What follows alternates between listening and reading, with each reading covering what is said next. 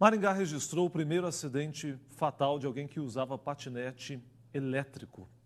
Isso levanta uma discussão importante sobre os cuidados necessários, as regras, e é isso que a gente vai debater a partir de agora aqui no Primeiro Impacto Paraná. Primeiro vamos entender o caso, Evandro, na sequência vamos explicar também se tem alguma exigência. Por exemplo, o uso do capacete é obrigatório, não é? Enfim, a gente debate isso agora. Por favor, Evandro.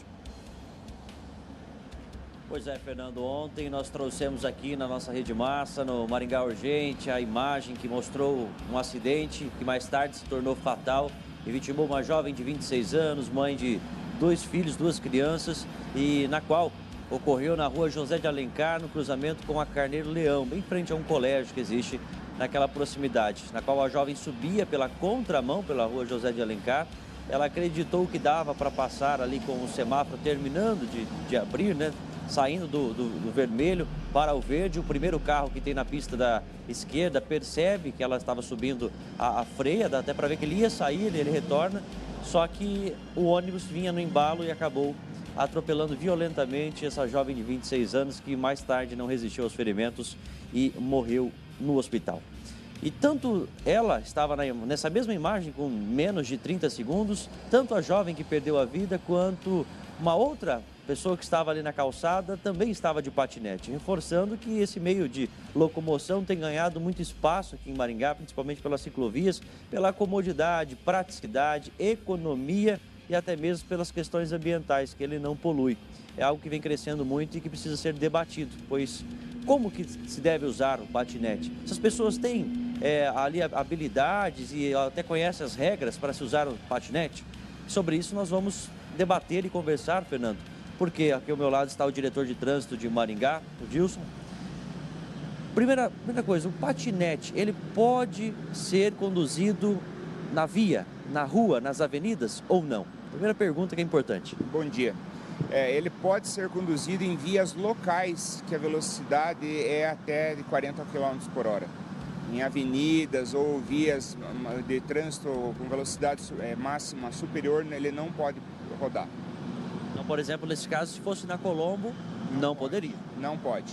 O patinete, ele recebeu um capítulo à parte numa resolução que saiu em junho agora desse ano, né, que se considera esse equipamento autopropelido, e ele pode rodar na calçada até uma velocidade máxima de 6 km por hora na calçada.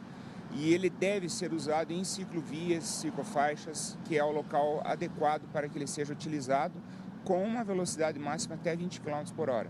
Então, eles são restritas à velocidade e a gente orienta para quem for andar com esse tipo qualquer tipo de equipamento, bicicleta, né? Que fiquem atentos às regras de trânsito, né? Nenhum desses equipamentos é permitido andar na contramão, avançar sinal. Tem que respeitar as leis de trânsito normalmente. Respeitar as leis de trânsito. Inclusive os ciclistas, né? Devem respeitar as leis de trânsito. Uma outra pergunta é que então nessa pista de 40 por hora eles podem andar. E quando andar tem que ser exatamente igual um ciclista. Exatamente, igual a um ciclista. É no bordo direito da pista, em baixa velocidade, né, pelo cantinho. E os veículos daí devem dar prioridade a eles, desviar, passar 1,5 metro de distância, né? Tem todas essas regras aí, estão previstas no nosso Código de Trânsito. As ciclovias eles também podem acessar ou devem acessar? Devem circular por ciclovias. Quando não existente a ciclovia na faixa, aí como eu falei, ele pode andar na calçada, uma velocidade máxima de 6 km por hora, tá? E em vias locais, em que a velocidade máxima seja de 40 km por hora, eles podem andar no lado direito, no cantinho. Além do patinete, aproveitando que nós estamos aqui com o diretor de trânsito, existe aquelas scooters ou aquelas motocicletas que têm um pneu um pouco mais largo, uma velocidade muito maior, é muito mais confortável até também para dirigir, né? Para conduzir, pilotar, melhor dizendo.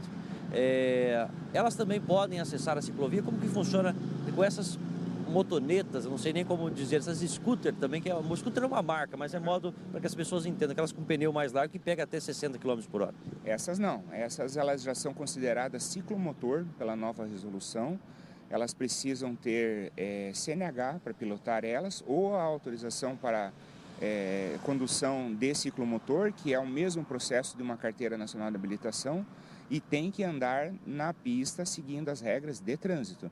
Tá? É nova essa resolução? É de junho de 2023 agora. Tem que ter CNH. Tem que ter CNH, tem que usar capacete, tem que emplacar, tá? A maioria delas não são emplacadas, né? A gente já fez uma campanha com 30 dias de duração, paramos vários na cidade para orientá-los de como deveria ser feito, né? E logo nós vamos começar a fiscalização efetivamente e daí vão ser apreendidos esses veículos. Obrigado pelas informações. Fernando, vou voltar contigo aí do estúdio. De repente você tem alguma pergunta para fazer para o diretor de trânsito? Não, tenho sim. É claro que o momento agora não é de fazer apontamentos em relação à jovem, porque né, toda uma história. A gente tem a foto dela, inclusive, aí. Né, a família está muito triste com o que aconteceu, mas nós não podemos deixar de usar esse caso para alertar outras pessoas. É isso que nós estamos fazendo aqui, né, com responsabilidade, enfim. Mas, Evandro, então no caso dela ali, estava tudo errado, vamos dizer assim? Diretor, no caso então dessa jovem, até nós estamos usando o caso para orientar, né? Nunca criticar, porque o sofrimento da família, né? A própria vida, a vítima que perdeu a vida, mas para orientar para que não ocorra mais. Essa é a nossa intenção. No caso dela, ela estava conduzindo ali de forma irregular. Assim, eu não tenho os dados todos do acidente, né? Aí, com certeza, como houve óbito, vai ser instaurado um inquérito pela polícia para apurar as causas, né? Mas, assim, tudo indica que ela vinha na contramão, né? E isso aí por si só já responsabiliza, né? Culpa, né? No acidente. A gente não pode afirmar, né? Porque, como eu falei, eu não tenho todos os dados do trânsito. E ali a José de Alencar, ela só desce, ela subia pela contramão. Então ela deveria estar seguindo a mão dos veículos, né? Até para ter visão também do semáforo ali, porque eu acho que ela não conseguiu visualizar o semáforo. Presumiu que os carros estavam parados e passou. Exatamente, ali o semáforo estava virado para o fluxo, né? Então, se ela subiu, ela não conseguiu ver o semáforo porque ele estava de costas para ela, né? Fernando. E o capacete, ele é recomendado no caso do patinete? Ótima pergunta que passou batido. O nosso apresentador, Fernando, está perguntando, e o capacete é recomendado ou é obrigatório? Ele não é obrigatório, mas ele é recomendado, inclusive para ciclistas, né? A gente recomenda que usem todos os equipamentos, né, de segurança que for possível, quanto mais melhor. Então ele é recomendado, não é obrigatório para esse tipo de veículo.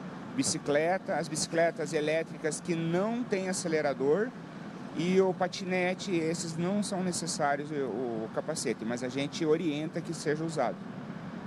Fernando. Bom, esclarecimentos importantes aqui no Primeiro Impacto Paraná, porque, como disse o Evandro, é um meio de transporte que está ganhando cada vez mais espaço, até por ser econômico, né? Enfim, de qualquer forma, ficam os nossos sentimentos aqui. A família da jovem que morreu foi a primeira morte de alguém que usava patinete elétrico aqui em Maringá.